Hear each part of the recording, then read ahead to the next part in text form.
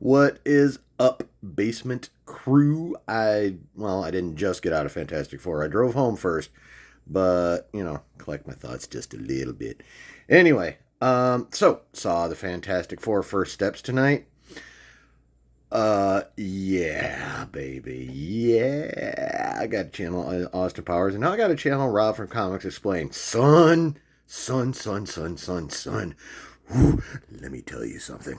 Let me tell you something about the fucking Fantastic Four. Oh, that movie. That movie. Where to begin? Marvel's back. At least for a while, Marvel is back. Feel free to ignore the rest of the Disney Plus shows to keep that feeling. Anyway, uh, this movie was awesome. Straight fucking awesome. Character work. Gotta drop some I told you so's on some of you motherfuckers. One, people concerned about Pedro Pascal's ability to play Reed Richards. Told y'all not to worry. You didn't need to. Johnny Storm allegedly being a beta. Told you not to worry about it. He was dead ass on there. Sue Storm possibly being some kind of girl boss. Again, told you not to worry about it. And I was right. Told you. Anyway, yeah, so they nailed the characters on an individual level. They nailed the characters in a group dynamic. It was awesome. The interplay between Sue and Reed as a couple, great. Uh, Johnny and Ben being their usual cantankerous selves with each other and jokes and shit. They didn't dive super heavy into Johnny and Ben. I wouldn't have minded a little bit more of that, but they gave me enough to know that Shackman knew what the fuck he was doing when he made this movie. And speaking of Max Shackman, real quick, he put together an amazing film, visually, character wise, and if by some miracle this gets to someone who knows someone who knows someone who knows someone who knows someone at Marvel, tell Feige to lock Shackman up now, like fucking now, right now. Lock him up. Sign the deal. Back up the Brinks truck. Get it fucking done. Okay? Yeah. He made it. Oh, I don't even know how to really describe. The scale was amazing. The chases were amazing. The fights were fantastic. Galactus. Holy shit. I am going to do my best and just I'm only going to do this hopefully this one last time just as a comparison. But yeah, Space Cloud fucking lame, always has been. But now that we've gotten a look at an actual comic accurate Galactus, my god, he was done so well. The intricacies of and the mechanics of his suit, the eyes, Ralph, I don't know how you pronounce his fucking last name, Ensign, whatever. He did a great job as Galactus. His natural voice is already like awesome and deep and resonant and all that kind of good shit. But as Galactus, with just a little bit of enhancement you have to do to get the get a voice to match a creature of that size, uh, great.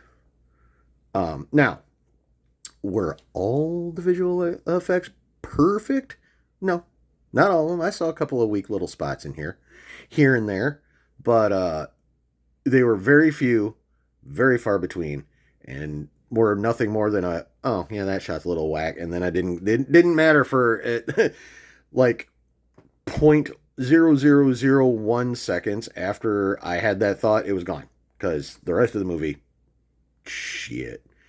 Uh, all I'll just say is that ending, the last little bit there, uh, wrecked me. Not even gonna lie.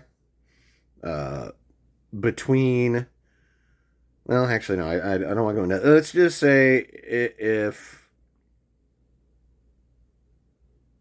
it just wrecked me. That's all I'm gonna say. That's all I can say about it right now. Just brace yourself. If you haven't seen the movie yet, and you are somewhat of an emotional person, brace yourself. It's going to get intense. It's going to get intense there in that last little bit. Um, I liked how they kind of just, you know, gave you like a 4 year history in like the first 4 minutes. Quick introduction, very quick summation of their origin and how they got their powers, which is good because, let's face it, we've seen, I mean, are the Fantastic Four as well known as like Superman, Batman, what characters like that, and there are Spider Man? No, those are probably the three most well known origin stories, like in comic book characters, period. Like, even normies know Superman came from Krypton. Even normies know Batman became Batman because his parents got killed in front of him. Normies know Spider-Man became Spider-Man because of a spider bite, radioactive spider bite. Like, everyone fucking knows these stories, right? Not everyone's going to be familiar with the Fantastic Four origin, but the way it was summarized and handled in this movie, it doesn't matter. That wouldn't matter. Like, you don't really need to know the details. You got what you needed. They went on a space mission, ran into some cosmic energy, got turned into what they are now. Reed got stretchy, Sue got invisible. Well, a master of force fields, more specifically, that allow her to bend light and make herself or another shit invisible. Johnny got his flames, and of course, Ben got turned into a big orange rock person. Speaking of Ben, that is literally the best looking version of the Thing I've seen on screen. Now, do they have certain advantages now, visual effects wise, mocap wise, that they did not have in the early 2000s when Chiklis was playing Ben Grimm? Yes. That is a fact. Slight advantage we'd have today. But as we've seen in a lot of movies, just because we have those advantages doesn't necessarily mean those advantages were taken full effect of. In this case, they were. The Thing looked great 98.7% of the time. There's a couple wonky shots with him, like I said, but nothing major. The visual effects for Johnny, awesome. Again, modern technology advantages, but also, again, that don't mean shit if it's not executed right. Johnny was executed right visually with the flames and stuff.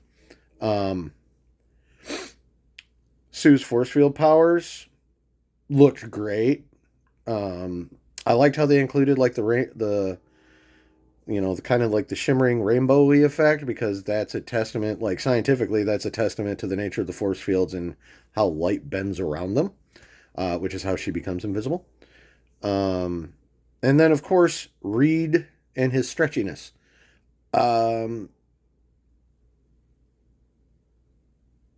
Probably they somehow managed to make it look natural.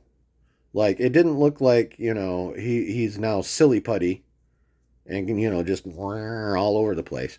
Like, they made him look like a normal dude that happens to be able to stretch like a rubber band or silly putty, or name anything that you can, and that's what it looked like. But it was natural looking, which was really cool. Shalabal,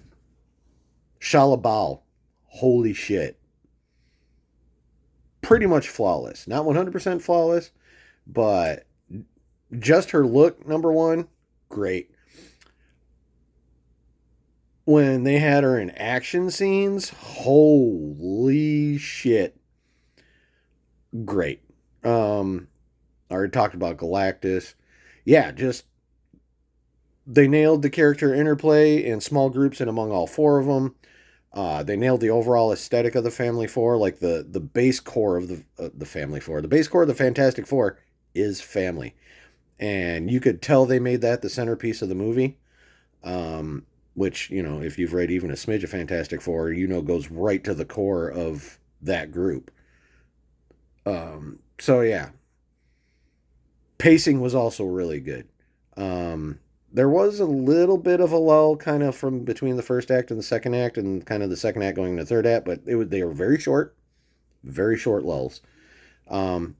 Pacing was on point. Character work on point, acting on point, visuals on point. This is just the best thing Marvel's put out in literal years. And that's when you combine visuals, story, um, and characters. Like, take Deadpool and Wolverine, for example. That movie made $1.3 billion last summer. A couple things that contributed to that. One, only Marvel movie to come out. Two, Ryan Reynolds and Hugh Jackman. And three, it was just a fucking good time to watch that movie. If you sit back and think about it on a technical level, it's kind of crap. Like, story's weak, plot's weak. But it's so fucking fun, you don't care. There is a decent amount of that in this movie, at least it was for me. But with a really well put together plot and really good acting. Uh, yeah,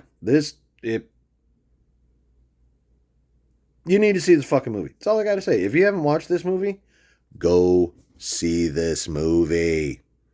It's that good. Best thing Marvel's put out in years. In terms of a total package.